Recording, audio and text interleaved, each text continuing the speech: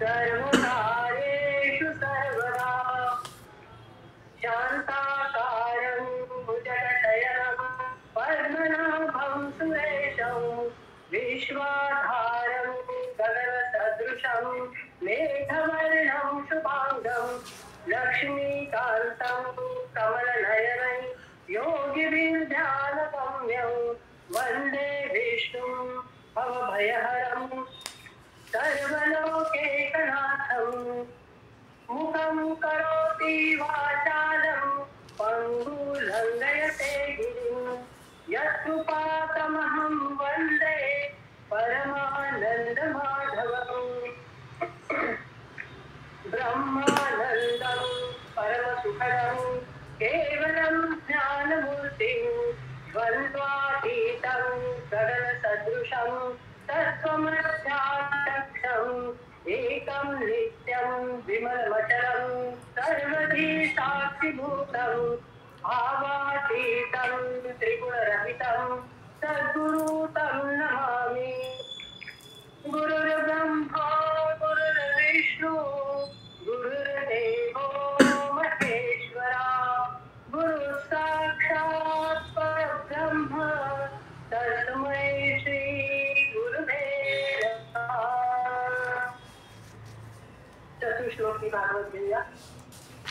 अहमेवासे नान्यत् सदसत्परम् पश्चादहं यदेतच्च यो वशिष्येत सोऽस्म्यहम् ऋतन्धेयत कथयेत न कथयेत चात्मनि तद्विद्यादात्मनो मायां यथा भासु तथा तमः यथा महन्ति भूतानि भूतेषु जावतेष्वनु प्रविष्टान्यप्रविष्टानि तथा तेषु न तेष्वहम् एतावदेव जिज्ञासं तद्वदित्सुनात्मनः अन्वयव्यतिरेकाभ्यां व्यत्यात् सर्वत्र सर्वदा।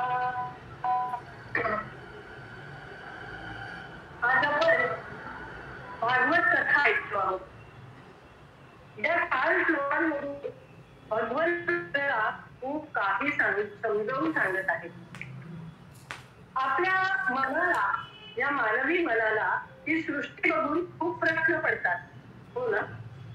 ही सृष्टी काय आहे, कशी निर्माण झाली, कोणी निर्माण केली, सृष्टी निर्माण होण्यापूर्वी इथे काय होतं, सृष्टी नसेल तर काय होईल, अशा प्रश्नांना भगवंत म्हणतात चराचर सृष्टी निर्मितीपूर्वी मीच होतो, या सृष्टीत मीच आहे आणि या सृष्टीचा लय झाल्यावर सुद्धा मीच असेल। आपण या सृष्टीचा विचार करतो, काय आहे सृष्टी? अहो, ही सृष्टी म्हणजे भगवंतांची माया आहे। केवळ या मायेच्या प्रभावामुळे आपल्याला भगवंत आणि ही चराचर सृष्टी या 2 गोष्टी भासतात। मुळात तर हे एकच आहे। भगवंतांनी आपल्याला शरीर निर्माण केलं, पंचमहाभूतांचं हे शरीर बनवलं आणि हे शरीर सांभाळण्यासाठी आपण 5 तत्वांचं सेवन करतो, म्हणजे वायू, अन्न, जल असं सगळं काही घेत असतो। हा असा आपला समज आहे, पण खरं पाहता जे काही सगळं आतमध्ये आहे, ज्या 5 तत्वांचं हे शरीर आहे, जे सगळं आत आहे, वायू, अन्न, जल, तिथे तर भगवंतही आहे। आत्मतत्व जे खरं आहे ते सर्वत्र आहे आणि सदोदित आहे। फक्त आपल्या या जीवाने थोडी जिज्ञासा जागवून हे तत्व अन्वय आणि व्यतिरेकाने जाणून मात्र घ्यायला हवं आहे, हो ना? आता आपण पुढची कथा श्रवण करूया।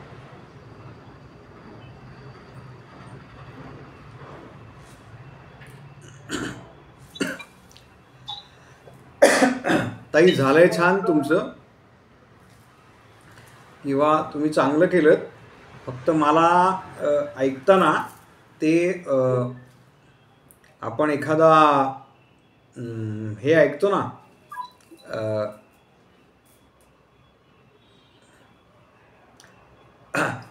नाटकामधले 2 सीन जोडण्याकरता म्हणून एखादं नॅरेशन असतं ना, तर ते नॅरेशनच्या पद्धतीचं थोडंसं मला जाणवलं त्याच्यामध्ये. म्हणजे कदाचित अशा पद्धतीची तुमची बोलण्याची ढब असेल, पण ती थोडीशी ऐकायला खटकती असं मला वाटलं.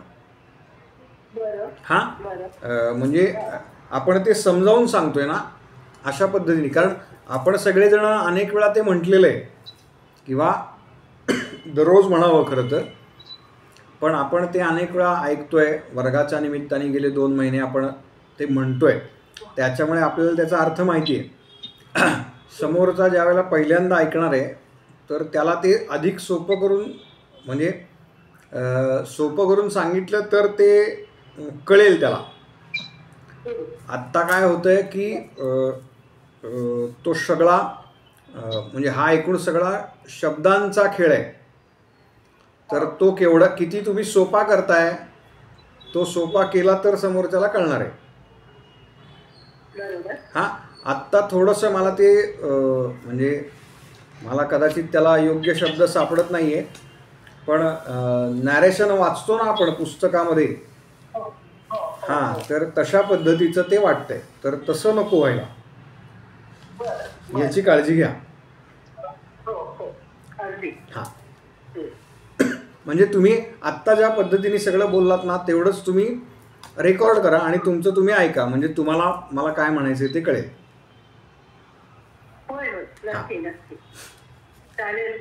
हां, हो,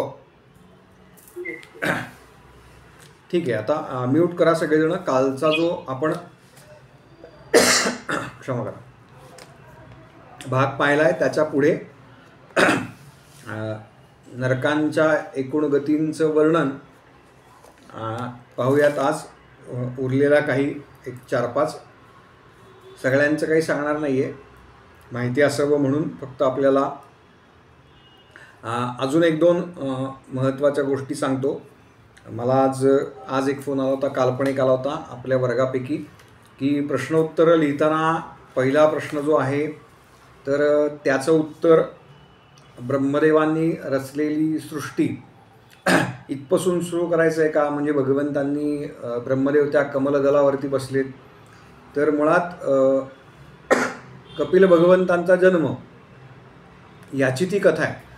त्यामुळे मी हे सांगितलं आहे, पुन्हा एकदा सांगतो सगळ्यांकरता, की सृष्टीचं वर्णन जे आहे किंवा त्याचं जे विवेचन आहे हे करावं का न करावं हा कथाकाराचा म्हणून एक थोडासा भाग आहे. म्हणजे कथा ज्यावेळेला तुम्ही करणार त्यावेळेला तुम्ही ते ठरवू शकता की समोर बसलेले श्रोते त्या मनस्थितीत आहेत का ते ऐकण्याच्या, आणि म्हणून तेवढ्याकरता ते समोर बघून तुम्ही कुठपासनं करू शकता. तर ब्रह्मदेव त्या कमलदलावरती बसलेत, तिथून त्या देठातनं आत गेले, पुन्हा बाहेर आले, ते सगळं जे विस्तृत वर्णन मी सांगितलं. तिथून ते कर्दम ऋषी त्यांचे जे सगळे पुत्र आहेत त्यांची नावं, इतकं जरी केलं तरी पुरेसे आहे. फक्त ते लिहिताना अगदी तांत्रिक आहे, म्हणजे 1 2 3 4 5 6 म्हणून ते लिहिलं नाही तरी चालणार आहे. म्हणून ते प्रश्न तशा पद्धतीने मी विचारलेले नाही आहे की ब्रह्मांडाच्या रचनेचं वर्णन लिहा. कथाभाग जो आहे जो सांगण्याकरता म्हणून आपल्याला आधीच्या काही गोष्टी 1 2 सांगणं गरजेचं आहे, तर त्या तुम्ही सांगाव्यात. म्हणजे आणि तेच प्रश्न आणि उत्तर स्वरूपामध्ये तुमच्या जर समोर असेल कथा करताना किंवा अभ्यास करताना म्हणून, तर ते तुम्हाला अधिक सोपं जाईल. म्हणून मुद्दाम त्या दिवसाच्या ज्या कथा आहेत तेवढ्या फक्त लिहायला सांगितल्या आहेत. आता साधारणपणे या कथांचा विस्तार आधीचा दिवस आणि दुसरा दिवस, म्हणजे पहिला दिवस आणि दुसरा दिवस याच्यात जर फरक बघितला तर तो पहिल्या दिवसामध्ये प्रश्न जास्त होते आणि त्याची उत्तरं म्हणजे चतुश्लोकी भागवत तर 4 श्लोक आणि त्याचं पुढे अर्थ, अशा पद्धतीने, म्हणजे छोटा प्रश्न आणि छोटं उत्तर. आत्ताचे जे आहेत ते साधारणपणे अपेक्षित एका प्रश्नामध्ये साधारणतः 2 ते 3 म्हणजे त्या संदर्भातल्या कथा आहेत. त्यामुळे अगदी एक कथा 2 पानं अशी जरी आपण म्हटली, 2-2.5 पानं ज्यांचं हस्ताक्षर मोठं आहे, त्या न्यायानं साधारणपणे 2 ते 2.5 पानं एका प्रश्नाचं उत्तर, म्हणजे त्यातली एक कथानक किंवा उपकथानक, म्हणजे साधारणतः 3 ते 4 पानाचा एका प्रश्नाचं उत्तर होणार आहे. फार छोटं लिहू नका, कारण मग ते तुम्ही कितपत वाचलं हेही मला कळत नाही, किंवा पुन्हा व्हिडिओ पाहिलेत का नाही हेही कळत नाही. अगदी जर एका पानात तुम्ही ते संपवलं तर त्यात काही, म्हणजे वाचनात काही गंमत राहत नाही. मग ते आपलं मी दिलंय म्हणून केलं असं करू नका. स्वतःच्या अभ्यासासाठी करायचं आहे म्हणून हे करा. त्यामुळे साधारण तेवढं अपेक्षित आहे. एक 20 ते 22 पानं साधारणपणे ह्या दुसऱ्या दिवसाची जर तुमच्याकडे असतील तर तुम्ही त्याचा विस्तार प्रत्यक्ष कथेमध्ये हा किती वेळ करू शकता, हा एक त्यातला भाग आहे. म्हणून मुद्दाम मला आत्ता हे आठवलं, आणि आज 2 फोन आले होते की प्रश्न उत्तरं लिहायला घेतली आहेत, आज दिवस चांगला आहे, महाशिवरात्र आहे, तर म्हणून आज सुरुवात केली या अर्थाने. आणि काय लिहू, कितपत लिहायचं आहे असे जरा शंका होत्या मनामध्ये, तर त्याचं निरसन करण्याकरता म्हणून हे सांगितलं थोडंसं विस्तृत. अभ्यास म्हणून ह्या सगळ्याकडे बघा. प्रश्न उत्तर हा फॉर्मॅट जरी असला तरी हे मला समजलं पाहिजे, हे मला आलं पाहिजे, आणि मी या अनुसंधानामध्ये राहिलो पाहिजे किंवा राहिली पाहिजे, ह्याच्याकरता हे सगळं आहे, हे लक्षात ठेवा. म्हणजे मग त्या तांत्रिक गोष्टीत आपण अडकणं नाही. काही एखाद्याला असं वाटेल, मला आज बहुतेक संजय रावांनी किंवा मला आत्ता नेमकं नाव आठवत नाही, काही पदं पाठवली आहेत भागवताच्या संदर्भातली, अगदी आत्ता 6 वाजता वगैरे पाठवली. हां, कोणी पाठवलं आहे तुमचं नाव? प्रशांतराव जोशी. हां, प्रशांतरावांनी पाठवली आहेत मला, पण मी ती वाचली. मी आपल्या सगळ्यांनाही पाठवीन, पण त्याचा म्हणजे त्यांनी सांगितलं, छान लिहिलं आहे मेसेज त्यांनी, की मी काही गाण्यातला नाही, त्याच्यामुळे मी त्याचा काही वापर करू शकणार नाही. आणि एकूण ती जर पदं आपण पाहिलीत ना, तर ती फार पूर्वी जुन्या काळाची, आणि त्या स्कंधामध्ये जे काही आहे त्याचं वर्णन आलं आहे. त्याच्यामुळे त्यांनी काही फार एखादा अभंग ज्यांना शक्य आहे त्यांनी म्हणावा, मी काही त्या फार मागे लागणार नाही, पण एक किमान त्यांचं अभिनंदन की किमान त्यांनी कुठेतरी शोधलं, त्यांना ते मिळालं, आणि त्यांनी ते पुन्हा ज्याला रिव्हर्ट करणं म्हणतात सोप्या मराठीमध्ये, ते केलं. हे मला पाहून फार बरं वाटलं. तर ज्यांना त्यात रस आहे त्यांनी ते नक्की मिळवावं, पण त्याच्या मागे लागू नये, आपण मूळ कथेपासून दूर जाऊ नये, हा या सगळ्या मागचा उद्देश आहे.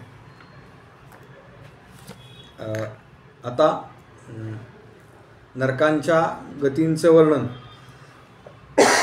कुंभीपाकपर्यंत आपण आलो होतो. त्याच्या पुढे ज्या गती या किंवा जे भोग भोगावे लागतात ते कोणाकोणाला भोगावे लागतात, कशा पद्धतीने ते पाहूयात. जो मनुष्य ह्या एक कालसूत्र आहे का? कालसूत्र 6 नंबरचं नाही, मी असं नंबर वाईज नाही केलेलं. मुळात काही सगळी मी 28च्या 28 नरकांचं वर्णन ऐकण्यापेक्षा भगवंतांचं वर्णन ऐकूयात आपण. हां, पण माहिती असावं म्हणून, किंवा त्यातल्या तुम्ही 2-3 गोष्टी सांगू शकता. फार काही ह्या म्हणजे हे कोणीच सांगत नाही दुर्दैवानी, पण दुर्गती होऊ नये, कशा पद्धतीने त्रास भोगावे लागतात, तर ते भोगावे लागू नये म्हणून काय करायचं ते आलंय ना भागवतामध्ये. पण तिथे पोचण्यापर्यंत ते कशामुळे पोचले जातो आपण, तर हे सगळं मागे असतं, बॅक ऑफ द माइंड ज्याला म्हणतात, हे साठलेलं असतं आणि ते भोगावं लागू नये म्हणून काय करायचं ते लगेच पुढच्या कथेमध्ये आलंय.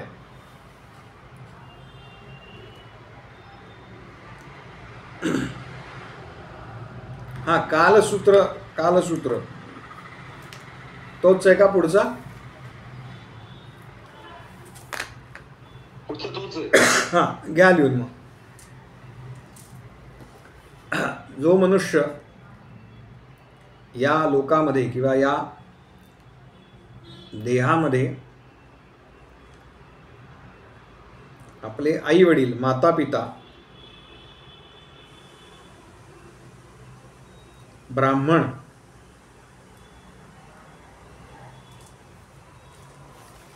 आणि वेद यांचा अवमान करतो, यांचा विरोध करतो किंवा यांना विरोध करतो,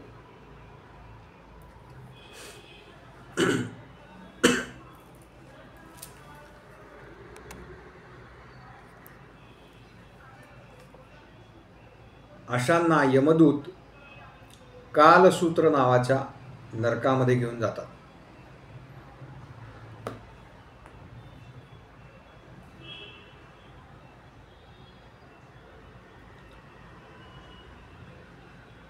याचा विस्तार दिलाय 10,000 योजना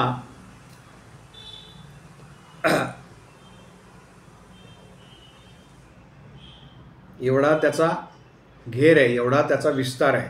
काय आहे या नरकामध्ये, काय यातना भोगाव्या लागतात, तर या नरकामध्ये तांब्याचं तापलेलं मैदान आहे. खालून अग्नी प्रज्वलित केलेला आहे, अत्यंत तापलेलं असं ते तांब्याचं मैदान आहे. खालून अग्नी आहे आणि वरून सूर्य त्याची दाहक किरणं ह्या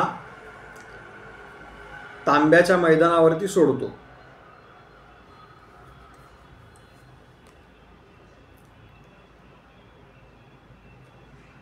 त्याच्यावरून यमदूत ह्या जीवाला चालायला लावतात.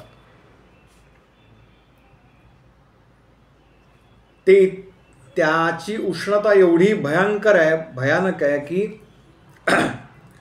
तहान भुकेने तो जीव व्याकुळ होतो. ज्या भोग असे सांगितले दरवेळेला की मूर्छा येऊन पडतो, पुन्हा त्याला ज्यावेळेला जाग येते किंवा शुद्ध येते त्यावेळेला पुन्हा त्या जीवाला त्याचे जे भोग आहेत ते भोगण्याकरता म्हणून ह्याच सगळ्या पद्धतीने पुन्हा त्या क्रमानुसार त्या नरकामध्ये ते भोग दिले जातात.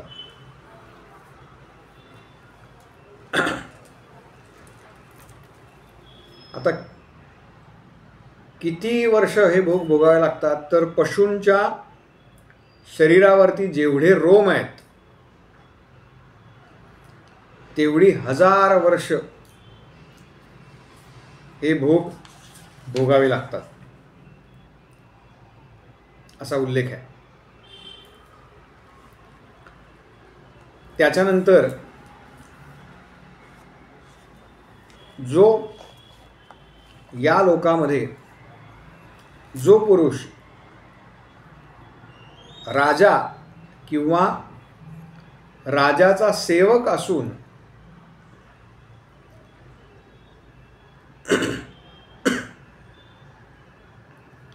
एखाद्या निरपराध माणसाला दंड करतो किंवा दंड देतो,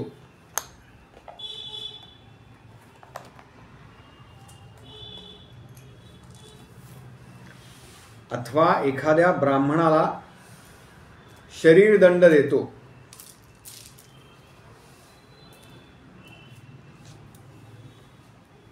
असं जो कोण करतो त्याला मेल्यानंतर सुकरमुख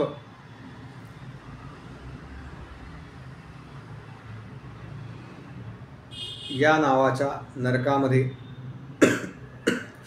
जावं लागतं.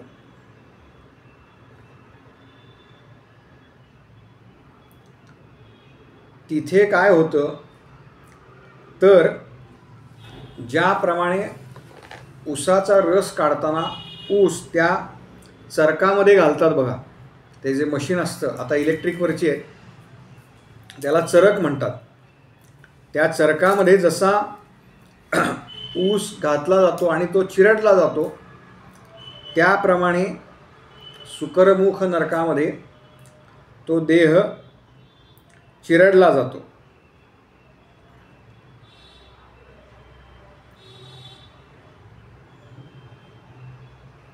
आणि त्यांनी जसं निरपराधाला शिक्षा केली आहे तशा पद्धतीची शिक्षा त्याला त्या नरकामध्ये भोगावी लागते.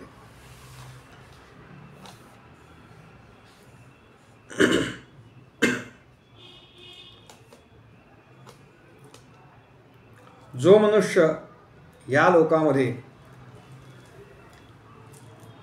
चोरी किंवा बळजबरी करून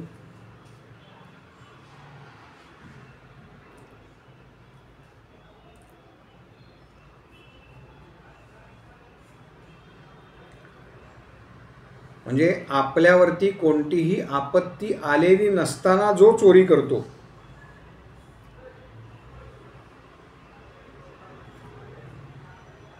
त्याला यमदूत सदंश नावाच्या नरकामध्ये घेऊन जातात.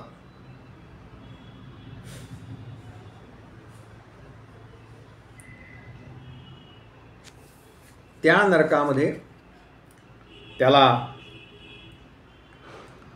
लोखंडाच्या तापलेल्या गोळ्यांनी डाग दिले जातात अंगावरती आणि त्याची चामडी जी आहे ती चिमट्यामध्ये धरून सोलवटली जाते.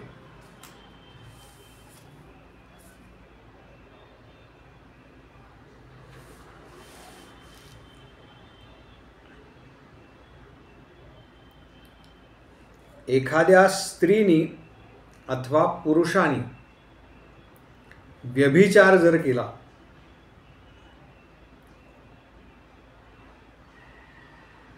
एखाद्या स्त्रीनी अथवा पुरुषाने व्यभिचार जर केला तर यमदूत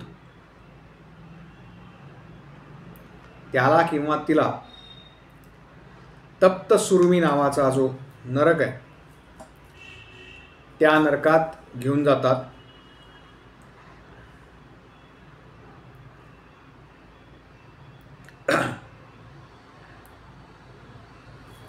जर तो पुरुष असेल तर त्या पुरुषाला तापलेल्या अशा लोखंड अशा स्त्रीशी, आणि जर स्त्री असेल तर त्या स्त्रीला लोखंडाच्या तापलेल्या पुरुषाशी घट्ट आलिंगन करायला लावतात.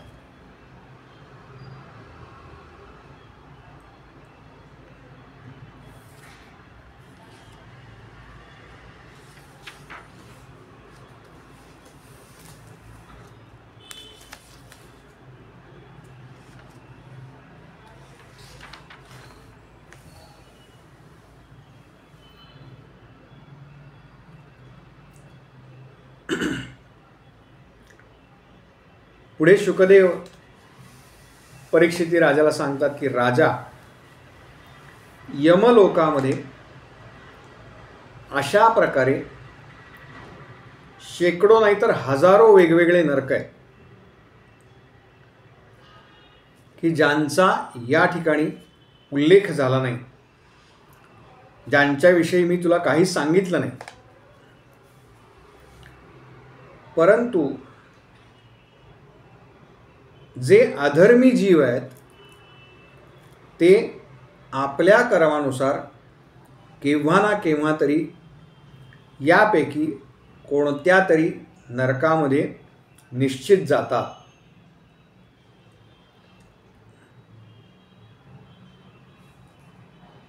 आणि यातले जे धार्मिक आहेत किंवा धर्माला मानणारे आहेत ते स्वर्ग इत्यादी लोकांमध्ये जातात.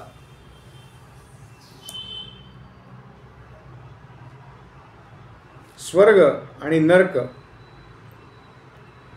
यांच्यामधले भोग ज्यावेळेला त्या जीवांचे भोगून होतात आणि ज्यावेळेला त्यांची पापकर्म आणि त्याचबरोबर पुण्यकर्म ही दोन्हीही क्षीण होत जातात, म्हणजे पापही क्षीण होतंय आणि पुण्यही क्षीण होतंय. कारण नरकामध्ये सुद्धा भोग भोगायचे आहेत आणि स्वर्गामध्ये सुद्धा भोगच आहेत, वेगळ्या प्रकारचे पण भोगच आहेत. तेव्हा असे भोग भोगल्यानंतर शिल्लक राहिलेल्या पाप पुण्यरूप कर्माला घेऊन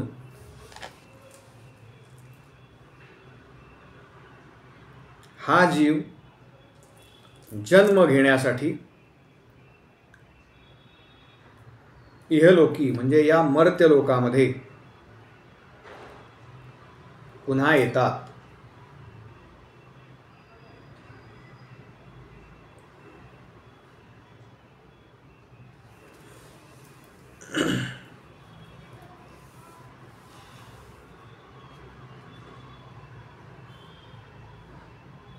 राजा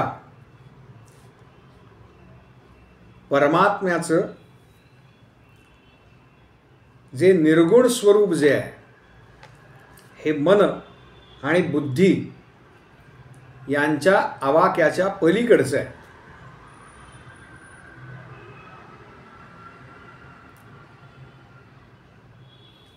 तरी सुद्धा जो मनुष्य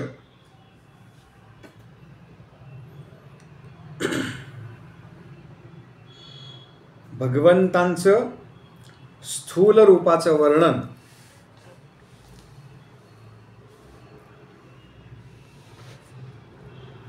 ऐकतो किंवा वाचतो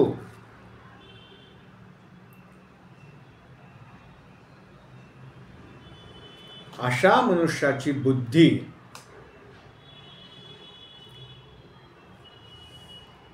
ही श्रद्धा आणि भक्तीमुळे हळूहळू शुद्ध होत जाते.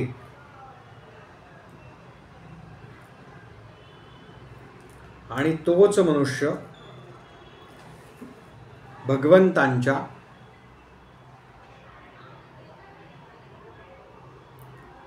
सूक्ष्म रूपाचा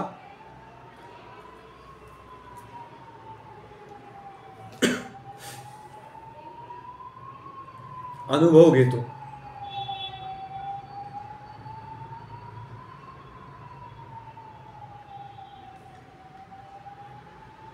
संन्याशानं काय करावं तर भगवंतांच्या स्थूल आणि सूक्ष्म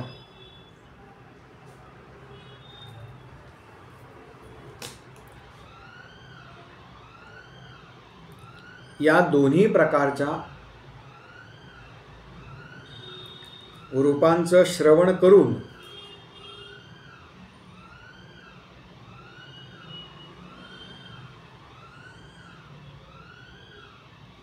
स्थूल रूपामध्ये आपले चित्त स्थिर करावे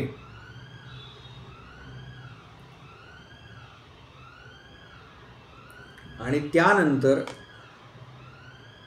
हळूहळू प्रयत्नाने साधनाने त्या स्थूल रूपाकडून सूक्ष्म रूपाकडे जाण्याचा प्रयत्न करावा.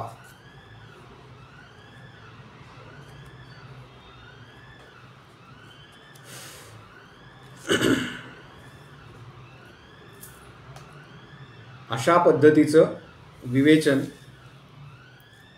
शुकाचार्यांनी परीक्षिती राजाला सांगितलेलं आहे. आता या कालच्या किंवा त्याच्या आधीच्या ह्याच्यात जर काही विचारायचं असेल तर विचारा, काही प्रश्न असतील तर ते घेऊ, नाहीतर मग ह्याला पुढे जे जोडून आले तर ते घेऊ. पण याच्यात जर काही काही शंका असेल तर ती विचारा. सगळ्या काही नरकांचं वर्णन मुद्दाम सांगत बसलेलं नाही, ते कथेमध्ये करावं ही अपेक्षित नाही, त्याच्यावरती प्रश्नही नाही कुठला, म्हणजे लिहायचं आहे अशा दृष्टिकोनातून सांगतोय. काही विचारायचं असेल तर विचारा. गुरुजी, कुंभी पाक या नरकाचा उल्लेख आज मिळाला मला. बरं, शिवलीलामृताचा 11वा अध्याय वाचला मी आज. बरोबर, शिव ह्याच्या निमित्त, महाशिवरात्री निमित्त. बरं, वा, त्याचा उल्लेख आहे.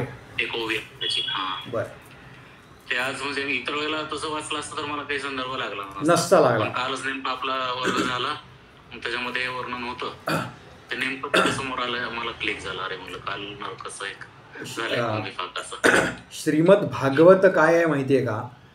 तुम्ही कुठल्याही पुराणातलं म्हणजे जसं आत्ता हे म्हणाले ना की शिवलीलामृत वाचलं, शिवपुराणातलं तो अध्याय, तर तुम्ही याच्या अभ्यासानंतर कोणतंही वेगळं पुराण अभ्यासाला घ्या, त्या सगळ्याचे संदर्भ तुम्हाला इथे सापडतील.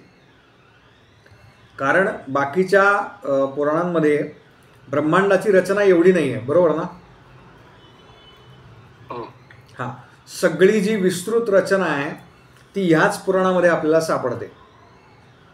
त्याच्यामुळे श्रीमद भागवत हे नुसतं ऐकलं आणि काय आता थोडंसं आपण त्याच्यावरती वाचू आणि थोडं आता लगेच कथा सांगायला लागू असं होत नाही. ते मुळामध्ये आपल्याला उतरवावं लागतं. त्याचा सातत्याने ज्याला निधिध्यास म्हणतात तो करावा लागतो आणि ती कृपा आपल्यावरती व्हावी लागते. ते जर आपण या मार्गात राहिलो तर निश्चित होते. म्हणून वारंवार ज्यावेळेला तुम्ही याचा अभ्यास कराल तर तेव्हा तुम्हाला यातले संदर्भ इतर काही वाचत असताना निश्चित पटकन असे लागतील की अरे हे मी वाचलं होतं, हे मी ऐकलं आहे गुरुजींच्या तोंडातून. तेव्हा त्याच्याकरता हे अत्यंत महत्त्वाचं असं पुराण आहे. अजून काही कोणाला विचारायचं आहे? टेक्निकल क्वेश्चन आहे. हां, आता ते ब्रह्मदेवाचं पण सुरुवातीला जे त्यांनी 5 वृत्ती निर्माण केल्या होत्या, तर त्याच्यामध्ये जसं त्यांनी ते मोह, मायामोह, नंतर तामिश्र, अंधतामिश्र, बरोबर आहे, हो, अशा गोष्टी. आता तिकडे पण तामिश्र, अंधतामिश्र या वृत्ती आल्या. आता इकडे हा नरक आहे, तामिश्र आणि अंधतामिश्र. आता बघा, नॉर्मली आपण असं म्हणतो की एखाद्याने देह सोडल्यानंतर ज्या काय त्याच्या आपण क्रिया होतात, 10व्या दिवशी जसं म्हणतो आपण की कावळा पिंडाला शिवला, म्हणजे त्या माणसाच्या सगळ्या इच्छा पूर्ण झाल्या, आता तो पुढच्या गतीकडे जातो, बरोबर.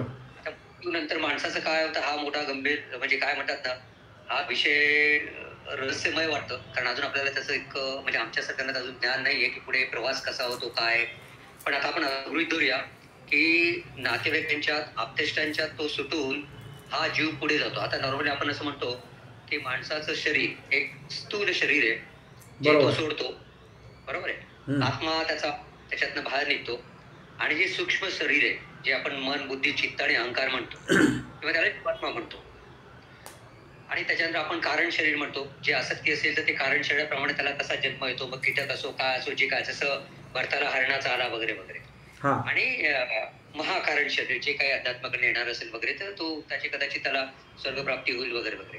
तर हा जो जीवात्मा म्हटलेला आहे, सूक्ष्म शरीर म्हटलेलं आहे, तर हा सूक्ष्म शरीर तुम्ही म्हणताय की या भागवतात जसं वर्णन केलेले आपल्या पापकृत्याच्या प्रमाणे, आपल्या कर्मानुसार त्याला या विविध नरकातून जावं लागतं. मग ज्या प्रकारचं कर्म असेल त्या प्रकारे त्या नरकात जातो. म्हणजे तो सूक्ष्म जीव जातो आणि तिथे जोपर्यंत त्याचं पुण्य किंवा पापाचा क्षय होत नाही किंवा पुण्य क्षीण होत नाही तोपर्यंत हे करतो, नंतर तो लोकी परत येतो. हे असं बरोबर आहे ना? हो, ठीक. आता त्यात तुम्हाला अगदी थोडंसं स्पष्ट करून सांगतो की म्हणजे तुकाराम महाराजांच्या जीवनातला प्रसंग आहे. महाराज कीर्तन करून घरी चालले होते आणि वाटेमध्ये एका उकिरड्यावर महाराजांना गाढव दिसलं. महाराजांची पत्नी बरोबर आहे आणि पत्नीला ते सांगतायत, ते बघ तुझी आई. बापरे. हो, त्यावेळेला ती महाराजांना इतकं काय काय बोलली आहे वेडवाकडं. आणि म्हणजे स्वाभाविक, तुमच्या जिभेला काही हाड आहे का म्हणाले, असं बोलतात का गेलेल्या सासूबद्दल आपल्या. तर महाराजांचे शब्द असेत, मी त्यांना इतक्या वेळेला म्हणायचो की तुम्ही कीर्तनाला या, प्रवचनाला या, कीर्तनामध्ये टाळी वाजवा, कीर्तनामध्ये भगवंतांचं नामस्मरण करा.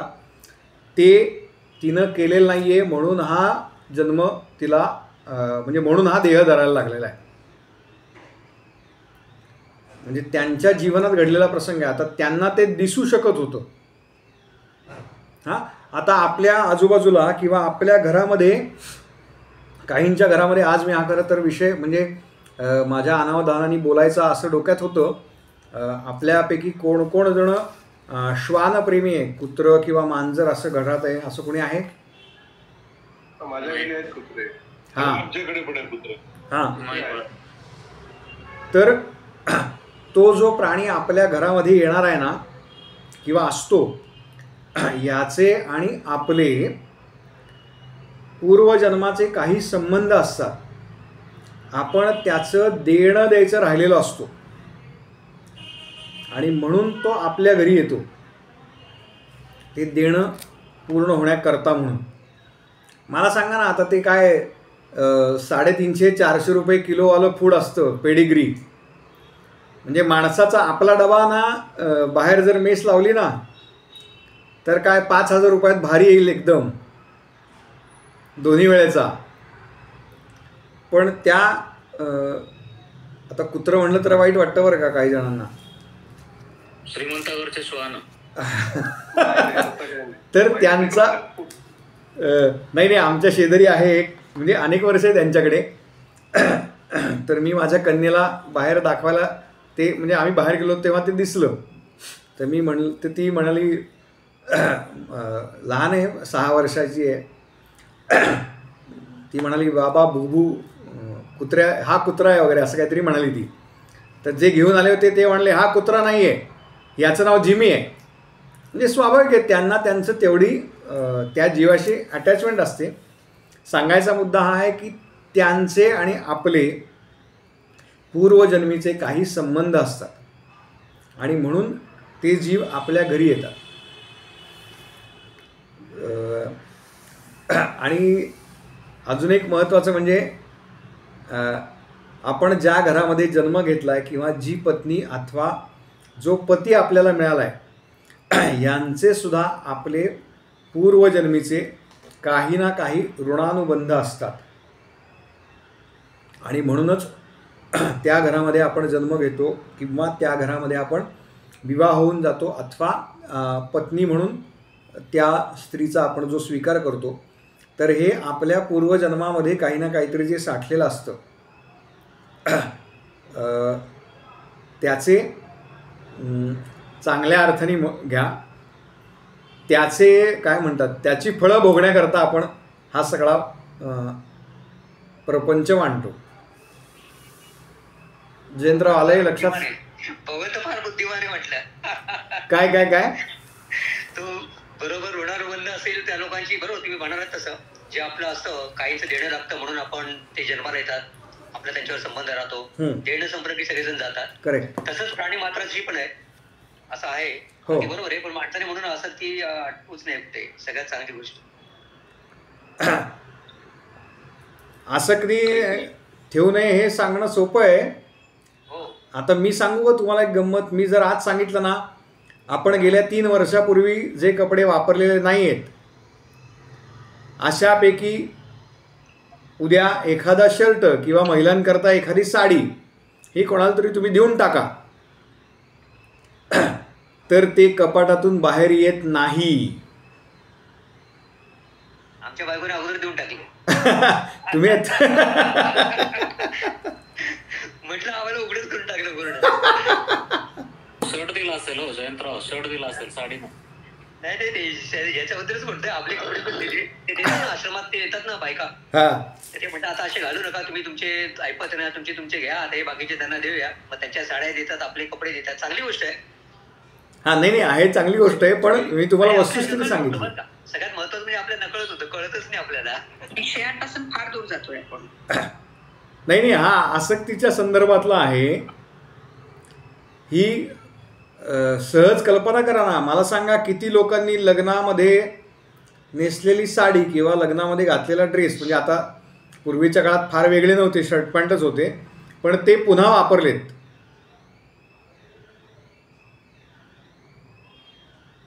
विषयापासून दूर जातोय असं कोण म्हणालं त्यांनी सांगा.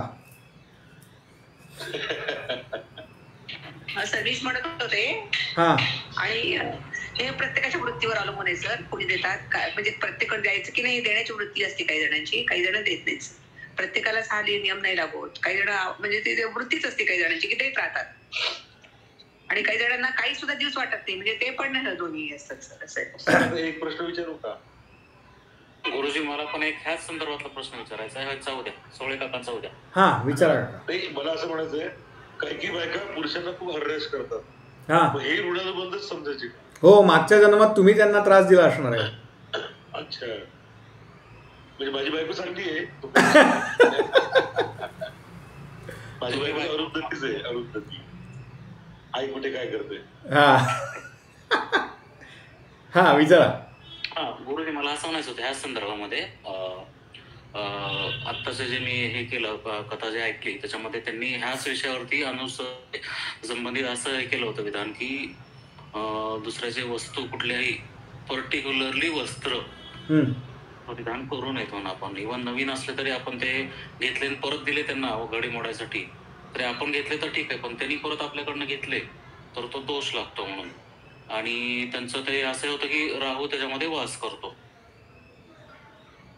तर आता म्हणजे देणं सुद्धा चुकीचं आहे, घेणाऱ्यांनी मजबुरीतनं जरी घेतलं तरी मग ते करायचं काय त्या वस्तूंचं, हा प्रश्न आहे. त्याच्या बऱ्याच वेगवेगळ्या गोष्टी आहेत. कोणतं दान कसं द्यावं याचे प्रकार आहेत. भागवताचा तो विषय नाही, त्याच्यामुळे आपण फार त्याच्या खोलात जाणार नाही. म्हणजे ज्यांचा भविष्य आणि या सगळ्याचा अभ्यास आहे त्यांना तुम्ही याबद्दल नक्की विचारा, त्यांना माहिती असेल.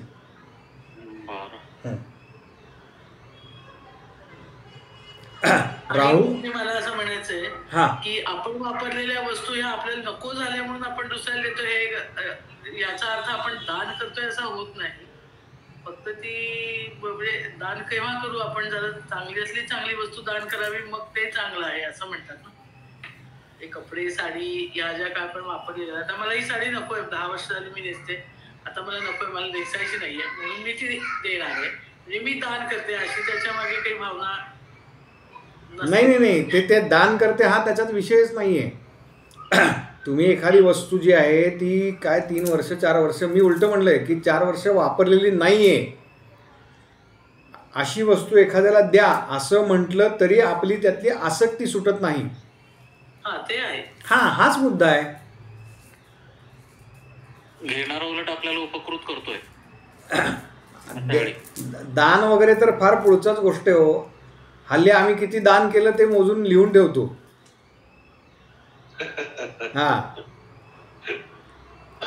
मी सांगितलं ना तुम्हाला प्रसंग, 51 वेळा रक्तदान केलं, 21 वेळा रक्तदान केलं, त्याचे फोटो टाकतात लोक हल्ली. सोशल मीडियावर येतात सगळे. मग त्याला काही दान नाही म्हणत, त्याला काही दान नाही म्हणत. यांच्या दानातून अमुक अमुक खोली बांधली नाही का, या खोली करता यांनी 15 लाख रुपये दिले. खोलीवर लिहितात. मग ते काही दान नाही आहे, ते काय म्हणतात इन्कम टॅक्स करता केलेलं असतं सगळं. हो ना. भरती काय ब्राह्मणाला दान, काय द्यावं हे सांगितलेलं आहे शास्त्रामध्ये, कशा पद्धतीने ते करावं. ठीक आहे, ह्याच्यावरती आता काही कोणाला शंका आहे, प्रश्न आहे नसावा म्हणजे. गुरुजी चालू याच्यावरतीच आपल्याला आता याच्यात जे म्हटलेलं आहे की जसं आता हे सदेह गेल्यासारखंच आपण त्याची कल्पना करतोय नरकाची, हो की त्याला चट्टे दिले जातात, तांब्याचं तापलेलं मैदान, अमुक तमुक लोखंडाचं आहे ते. तर इथून तर आपण सदेह तर काही जात नाही आहेत ना, ते नाही. त्या देहाला कशा यातना होणार आहेत त्या. हा काल आमचा हे झाल्यानंतर विषय झाला खरं तर आमच्याकडे. हां, ते भोग जे आहेत ना त्याचं वर्णन जरी अशा पद्धतीने आलेलं असलं तरी ते भोग आपल्याला वेगळ्या कुठल्या तरी ठिकाणी भोगावे लागतात. ज्यावेळेला आपण देह धारण करू यमदूत त्या जीवाला घेऊन जातात, तो जीव घेऊन जातात असा उल्लेख आहे. तुम्ही गरुड पुराण वाचला असेल की दीपकजी? नाही वाचलं. नाही वाचलं, बरं. गरुड पुराण वाचा. गरुड पुराणामध्ये हे सगळे उल्लेख आहेत. अभ्यास म्हणून वाचा बरं का, उगाचच ते कोणीतरी गेल्यानंतरच वाचतात वगैरे, हे ठीक आहे. आपण अभ्यास म्हणून वाचावं. कोणतीही गोष्ट आपण अभ्यास म्हणून करावी. त्याच्यामध्ये तुम्हाला बरीचशी उत्तरं मिळतील. कशा पद्धतीने तो प्रवास चालतो सगळा तोही लिहिलेला आहे, त्या जीवाचा आणि आत्म्याचा, आणि कशा पद्धतीने त्याला काय काय भोगावं लागतं हेही दिलेलं आहे त्याच्यामध्ये. ठीक आहे, पुढे जाऊया. तर एवढ्या सगळ्या पद्धतीचं नरकांचं वर्णन परीक्षिती राजांनी ऐकलं आणि परीक्षिती राजांनी शुकदेवांना प्रश्न विचारला की तुम्ही हे सगळं मला नरकांचं वर्णन ऐकवलं आहे, पण आता असं मला सांगा की ज्याच्यामुळे या नरकांमध्ये जावंच लागणार नाही, असा काहीतरी मला उपाय सांगा. आणि तो उपाय सांगण्याकरता म्हणून श्रीमद भागवतामध्ये जी कथा आली आहे ती कथा आहे अजामिळाची.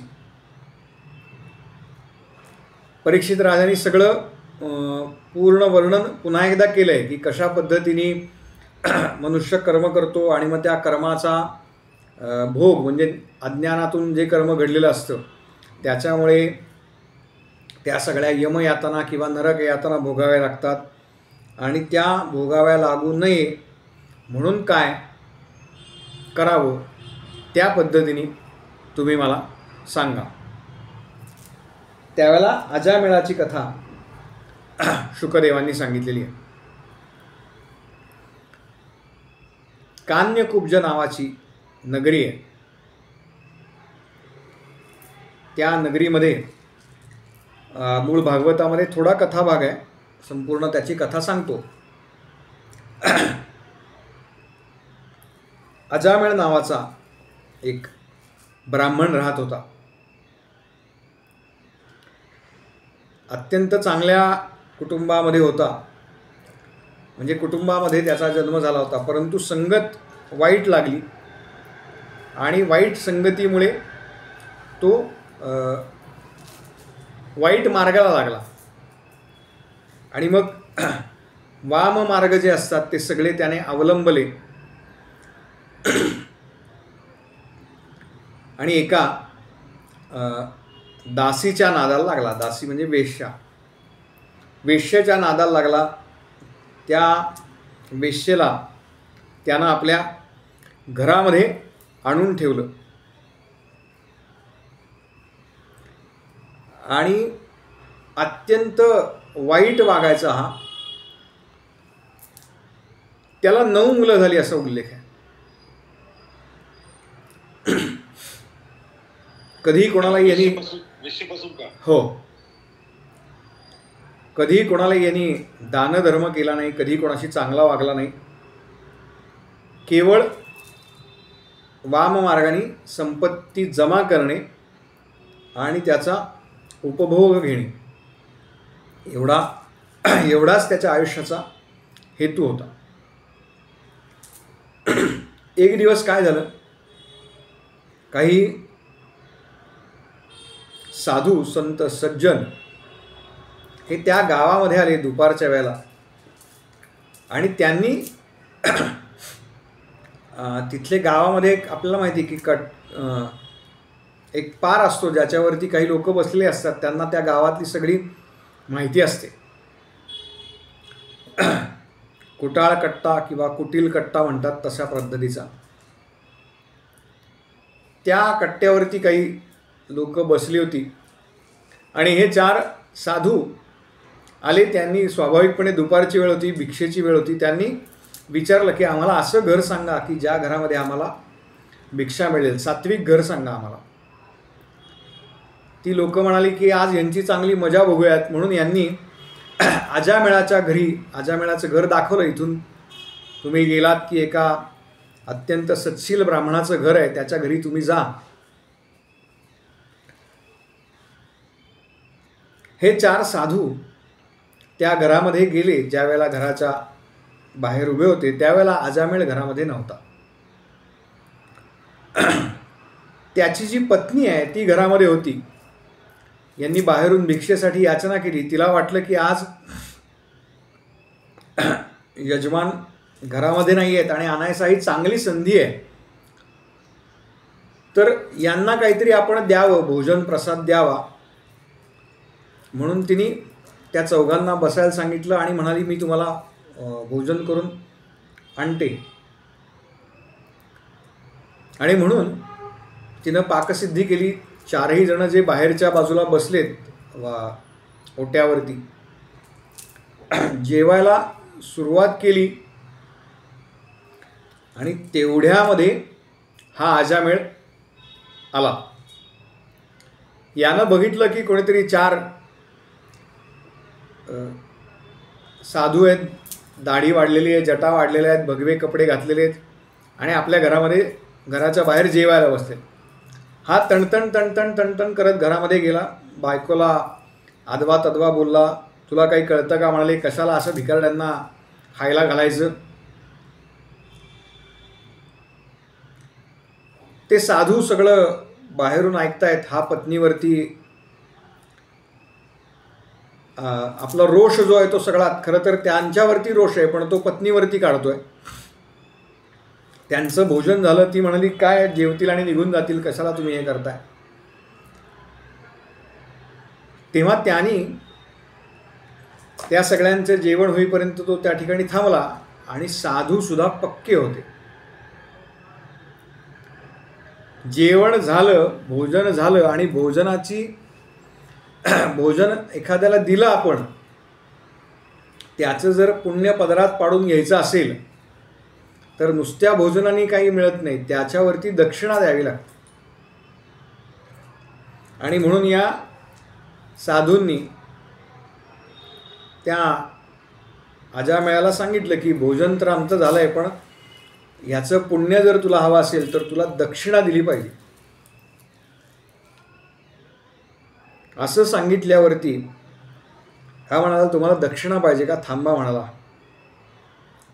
आणि म्हणून घरामध्ये गेला आणि त्या साधूंना मारण्यासाठी मोठी काठी घेऊन आला.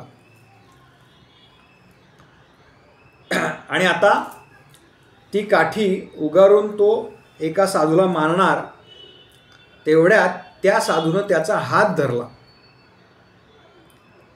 आता बघा, हे साधू आहेत, हे अत्यंत सात्विक आहेत, संत ज्याला म्हणतो आपण, त्या संत पदावरती पोचलेले आहेत. संतांचा सहवास जरी लाभला तरी आपली सगळी कर्म बदलतात किंवा जे भोग आहेत ते बदलतात. इथे तर प्रत्यक्ष संतांचा स्पर्श झाला आहे त्याला, आणि अंगामधून वीज चमकावी तशी त्याच्या अंगामधून वीज गेली, तरीसुद्धा त्याचा जो मूळ स्वभाव होता तो काही गेला नाही. तो म्हणाला, काही दक्षिणा भिक्षणा मिळणार नाही, निघून जा इथून.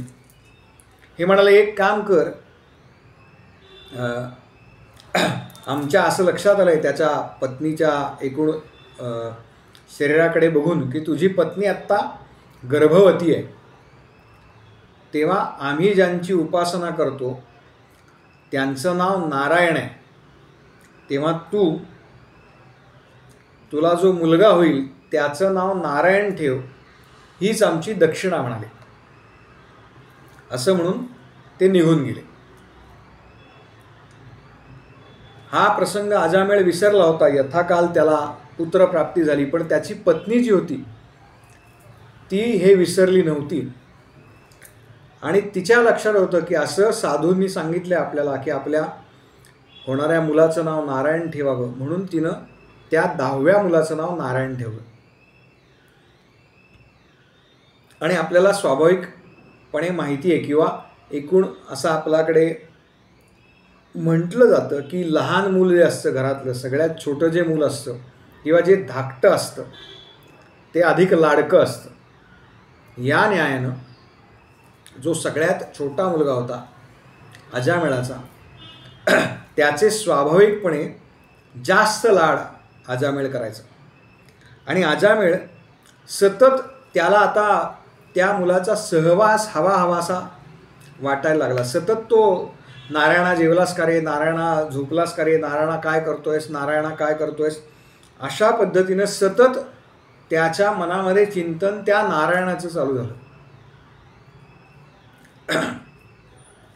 म्हणजे नारायण जोपर्यंत जेवत नाही तोपर्यंत अजामेळ जेवत नाही, किंवा नारायणाला हा भरवतोय, त्याचं जेवण झाल्याशिवाय अजामेळ जेवत नाही, अशी परिस्थिती आली आहे.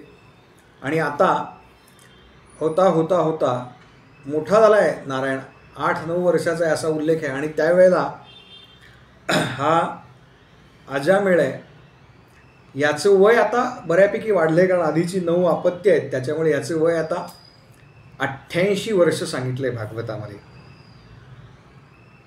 आणि त्याचा मृत्यू जवळ आला. तो आता त्या बिछाण्यावरती पडलेला आहे, पण मनामध्ये सतत चिंतन आपल्या मुलाचं चालू आहे. नारायणाने खाल्लं असेल का नाही, नारायण जेवला असेल का नाही, नारायण पाणी प्यायला असेल का नाही, नारायण नारायण नारायण सतत त्या नारायण नावाचा उच्चार चालला आहे. सतत तो आपल्या मुलाबद्दल विचार करतोय. आणि त्याच वेळेला असं म्हणतात की अंतकाळ ज्या वेळेला जवळ येतो ना, त्याच्या आधी काही वेळ यमदूत दिसतात प्रत्यक्षपणे. आपण बऱ्याच वेळा बघतो बघा की आपल्या घरी जर अगदी जवळचं कोणी म्हणजे पाहिलं असेल मृत्यू, तर जीवाला ती एक घरघर लागली असते. श्वास वर खाली होतो, आवाज येतो एक वेगळ्या प्रकारचा छातीमधून, मुखावाटे वेगळा आवाज येतो. तर त्यावेळेला चेहरा वेडावाकडा होतो असं सांगतात काही वेळेला. तर हे कशामुळे होतं, तर तो जो जाणारा जीव आहे, देह सोडून जाणारा, तो देहात असताना त्या देहाला ते यमदूत दिसतात. आणि असे यमदूत त्या अजामेळाला दिसलेले आहेत. यमदूत समोर दिसत आहेत. अजामेळ अत्यंत घाबरला आहे. आणि त्यावेळेला घाबरलेल्या अवस्थेमध्ये सुद्धा त्यानं आपल्या मुलाला हाक मारली, नारायणा नारायणा काय करतोय, जवळ ये नारायणा. तो नारायण लांब कुठेतरी खेळतोय, पण त्याची ती हाक ऐकली अजामेळाची.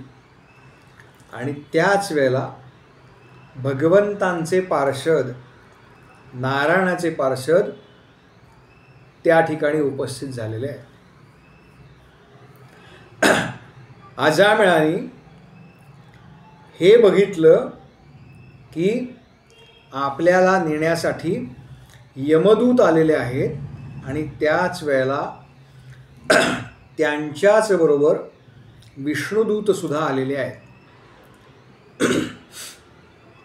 यमदूत आपल्या स्थूल शरीरामधून सूक्ष्म शरीर जे आहे, स्थूल देहातून सूक्ष्म देह जो आहे तो ओढून बाहेर काढण्याचा प्रयत्न करत आहेत.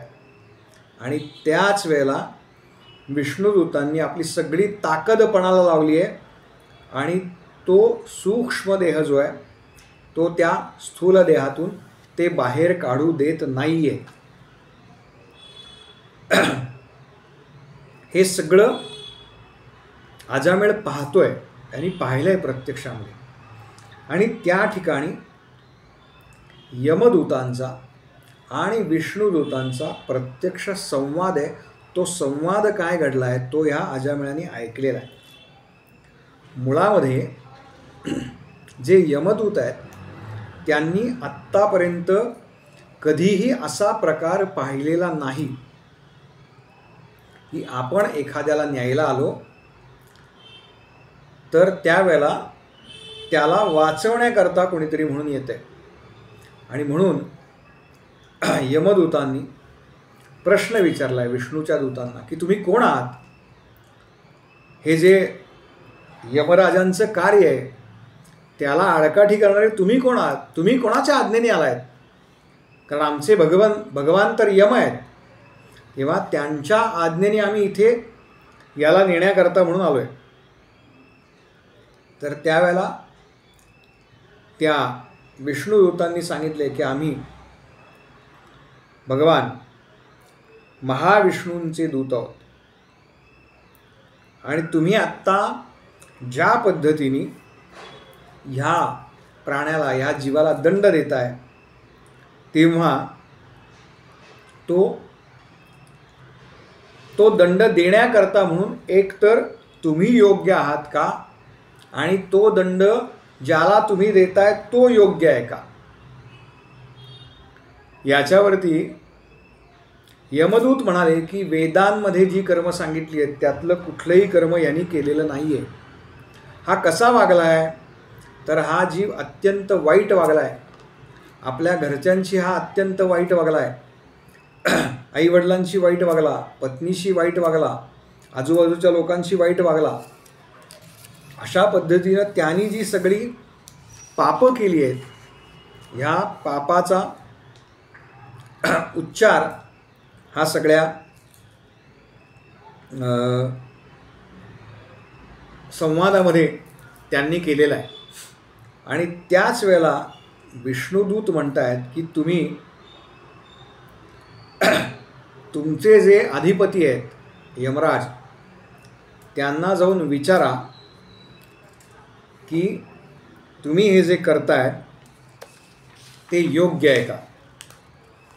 कारण कोट्यावधी जन्मांचं जरी पाप असलं, पापांच्या राशी जरी असल्या, त्यांचे डोंगर जरी असले तरीसुद्धा यांनी आपल्या उत्तर काळामध्ये आमचे जे आराध्य आहेत नारायण भगवान यांचं नामस्मरण केलेलं आहे. तेव्हा यांना तुम्हाला घेऊन जाता येणार नाही. त्यावेळेला फार मोठा संवाद आहे या सगळ्या दूतांमध्ये. त्यांना परत जा असं सांगितलं आहे यमदूतांना विष्णुदूतांनी. आणि यमांना विचारून या अजामिळाला तुम्ही घेऊन जाऊ शकत नाही कारण त्यांनी मरताना भगवंतांच्या नामाचा उच्चार केलेला आहे. त्यावेळेला हे जे यमदूत आहेत त्यांनी असा युक्तिवाद केला आहे की ह्या अजामिळाने कोणत्याही प्रकाराने भगवान नारायणांचं स्मरण केलेलं नाही. त्यांनी जी हाक मारलेली आहे ती आपल्या पुत्राला मारलेली आहे. तेव्हा त्याचे जे काही भोग आहेत ते या जीवाला आता या ठिकाणाहून आम्ही बाहेर काढणार आहोत आणि ते भोगावे लागतील. त्यावेळेला विष्णुदूत म्हणतात की कोणत्याही प्रकाराने का होईना अजित नाम वदो भलत्या मिसे सकल पातक भस्म करीत असे. भगवंतांचं नामस्मरण हे इतकं श्रेष्ठ आहे. तेव्हा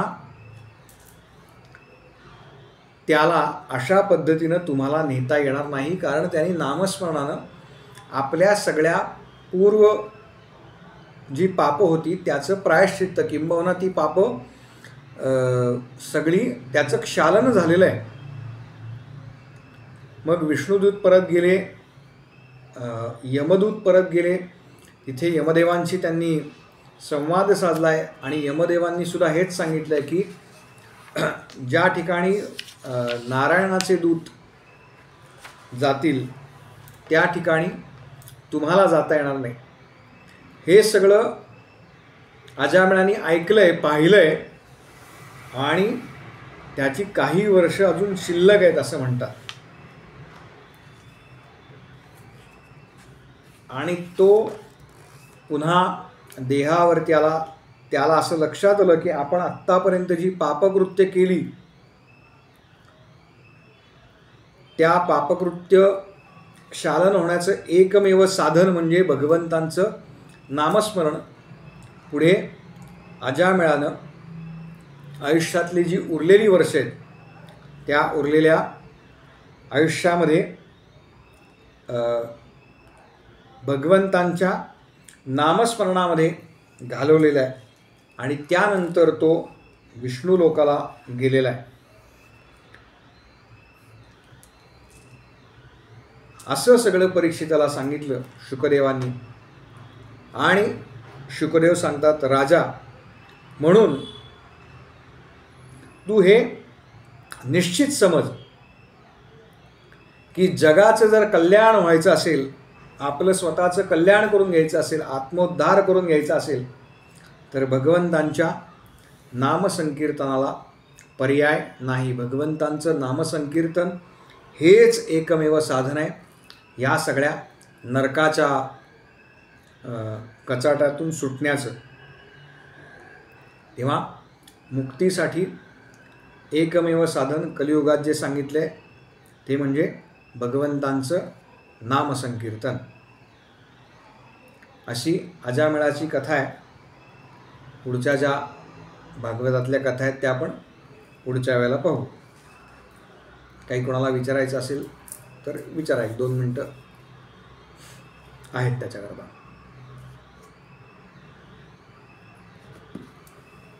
ती लाभण्याकरता पण काहीतरी पूर्वसंचित प्रारब्ध वगैरे असं काहीतरी असतं. असं त्याचं अजामिळाचं काहीतरी कुठेतरी असावं जेणेकरून हे सगळ्या गोष्टी घडल्या. आता याच्यामध्ये मूळ भागवतामध्ये साधूंचा उल्लेख नाही आहे. तिथे त्याने त्याच्या 10व्या मुलाचं नाव अजामिळाने 10व्या मुलाचं नाव नारायण ठेवलं एवढाच उल्लेख आहे. पण तो भाग मी दुसरीकडे एका ठिकाणी वाचला आहे संदर्भ म्हणून, तर तो मला चांगला वाटला आणि फार विसंगत नाही आहे मुळात कथेशी. अगदी बरोबर आहे. कारण तुम्ही जे म्हणतात ना तेच मी बघितलं, भागवतामध्ये ते नाहीये. पण असंच श्रीमद भागवत कथेमध्ये एकाने ही कथा सांगितली होती या 4 साधूंची. आणि ते अगदी बरोबर काय म्हणतात ना, लॉजिकली ते अगदी बरोबर पडतं की म्हणून आहे बरोबर, उद्धार करून जातं थोडक्यात. अगदी अगदी. फक्त एक आहे की तिथे कुठे असा उल्लेख नाही की त्याने असं काय पूर्वसंचित त्याचं काय होतं, असं त्याने कुठलं सत्कर्म केलं होतं ज्याच्यामुळे त्याला थोड्या वेळ का होईना ही सत्संगती लाभली. बरोबर बरोबर. त्याशिवाय शक्यच नाही. म्हणजे संत संगती शिवाय संत समागम दुर्लभ भाई असं म्हटलंय ना.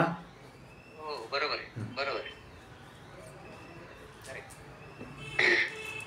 कारण सगळ्या ठिकाणी म्हणजे गुरुचित्रात पण बघितलं तर सगळ्या ठिकाणी तेच म्हटलंय, संत संगती ही म्हणजे म्हणतात ना, त्यांनी असं म्हटलंय की सुलभ म्हणजे एखाद्याला काही इच्छा असेल किंवा एखादी मनकामना असेल तर ती सुलभपणे मिळू शकते, पण संत संगती मिळणं फार दुर्मिळ आहे. आणि त्याला काहीतरी एक पुण्य लागतं, काहीतरी एक लागतं. त्या गुरुक्षेत्रामध्ये पण भस्म प्रभावाचा जो अध्याय आहे ना त्याच्यामध्ये पण तो दुर्जय नावाचा राजा असतो ना, तो पण तेच सांगतो की मला चित्रगुप्ताने विचारलं असं तू काय पुण्य केलं, तर त्याने म्हटलेलं असं की याने बाबा ब्राह्मणांसाठी पाठपोळी केल्या, पण याचा त्याला उपयोग 25व्या जन्मी येईल आणि 25व्या जन्मी त्याला वामदेवांची गाठ पडते आणि मग तो म्हणतो की ते पुण्य तर मला म्हणून तुमची गाठ पडते आणि म्हणून माझा उद्धार झाला. ते असं काहीतरी एक गोष्ट आहे. फक्त अर्थात तिथे श्रीमद भागवतात या सगळ्या गोष्टी एवढे डिटेल येणार नाही, पण थोडक्यात सांगायचं म्हणजे की आपल्याला हा याच्यातनं बोध असा येतो की संत संगती फार मस्ट आहे तुमच्या आयुष्याचं ट्रान्सफॉर्मेशन. निश्चित. आणि समोर आलेला संत हे आपल्याला कळलं पाहिजे. हो अगदी बरोबर आहे. हा तर काठी घेऊन गेला. नाहीतर काय होतं, हा सगळ्यात महत्वाचा प्रश्न. हा, नाहीतर अडचण काय होते, आपण ना समजली पाहिजे. एकच मिनिट. मी माझं थोडासा, आज महाशिवरात्र आहे आणि थोडासा माझा पर्सनल अनुभव शेअर करते. म्हणजे आता संत ओळखता आले पाहिजे ना, त्याच्यावरनं. म्हणजे माझ्या वडिलांनी ओंकारात खणखणीत 3 ओंकारात देह ठेवला. बर. आणि मला नाही, म्हणजे मी आमच्या सद्गुरूंच्याकडे थोडी त्यांच्याविषयी तक्रार, मी माझ्या डोळ्यांनी बघितलं की ते खणखणीत ओंकारात देह ठेवतायत. मी थोडासा होते मतभेद वगैरे, तरी मी स्वामींच्याकडे गेले. ते मी सगळं हे केलं, स्वामी हे असं हे कामालाच उत्तर द्या. तर मला सद्गुरूंनी सांगितलं की ही जी संत मंडळी असते ती तुझ्या वडील देहावरती नव्हतेच ग.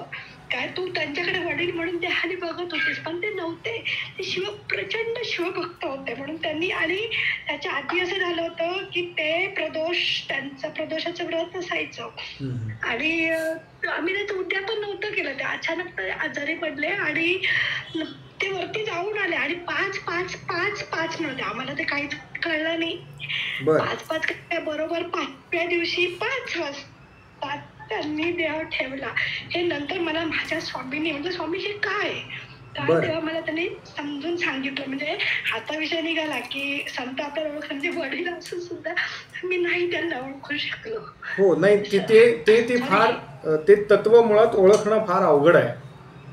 आणि बऱ्याच वेळेला जसं आत्ता तुम्ही म्हणालात ना की तुम्ही एक वडील आणि मुलगी ह्या नात्यामध्ये होतात, तसं आपण बऱ्याच वेळेला हे सगळे जे आहेत ना यांच्याकडे देहाच्या पातळीवरती बघत असतो. म्हणजे अमुक आहेत ते स्त्री आहेत का पुरुष आहेत, आणि मग ते माझ्यापेक्षा वयाने लहान आहेत का मोठे आहेत, याच्यावरती आपण ती तुलना करत असतो.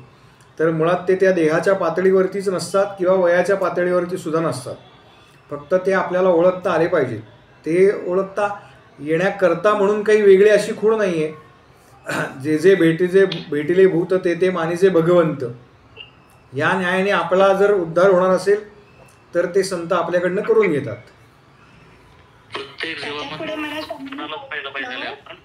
प्रत्येक जीवामध्येच परमेश्वराला पाहिलं पाहिजे. आहेच आहे त्याच्यामध्ये, अणुरेणूमध्ये प्रत्येक. त्यामुळे ह्याच्यात आहे त्याच्यात नाही असं करण्यापेक्षा सगळ्यांमध्ये आहे, चालणं सर्वात उत्तम. बरोबर. त्याच्यामध्ये मग समोरचा साधू सत्ता नसला तरी चालेल खरोखरचा. स्वामींनी सांगितलं तुझी पूर्व परीक्षा आहे, साधना करशील तर असं साधना कर की ते यमाला सांग की मी तुला माळ घालते का तू मला माळ घालते. तेव्हा शब्द नाही समजले मला. आता जेव्हा सगळं ह्याचा अभ्यास चाललाय, चिंतन मनन चाललेलं आहे, अलकाताईंची संगत आहे, सद्गुरूंची संगत आहे, तेव्हा त्यांना काय म्हणायचं हे मला आत्ता कळतंय. बरोबर. ते तेवढ्या वेळेपर्यंत नाही कळत. थोडंसं त्याला वेळ जायला लागतो आणि ते कळल्यानंतर ते आत्मसात करून जो मार्ग आपल्याकरता श्रेयस आहे पुन्हा, तर त्या मार्गावरती आपण राहणं. आता श्रेयस मार्गावरती संकट येतात, त्याच्यामुळे ती जी काही संकट आहेत त्या सगळ्यांना तोंड देऊन आपल्याला त्या मार्गावरती टिकून राहावं लागतं. हे मुख्य आहे त्यात सगळ्यातलं. मग आता जे अनुभव ते मी तुमच्याशी शेअर केला तो त्यातच हो बरोबर. आनंदात आहे. बरोबर.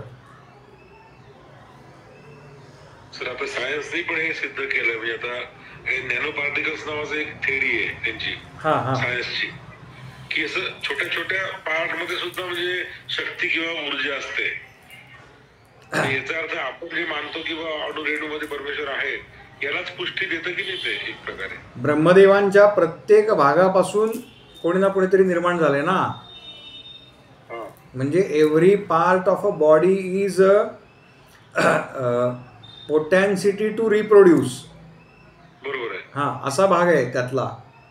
त्याच्यामध्ये सृष्टीमध्ये जे जे काही आहे तर ते त्या तत्वाशिवाय शक्य नाही होणार आहे. नॅनो पार्ट त्याच्यामध्ये प्रत्येक ऊर्जा समावलेली आहे असं सायन्स सिद्ध केलं आता. बरोबर.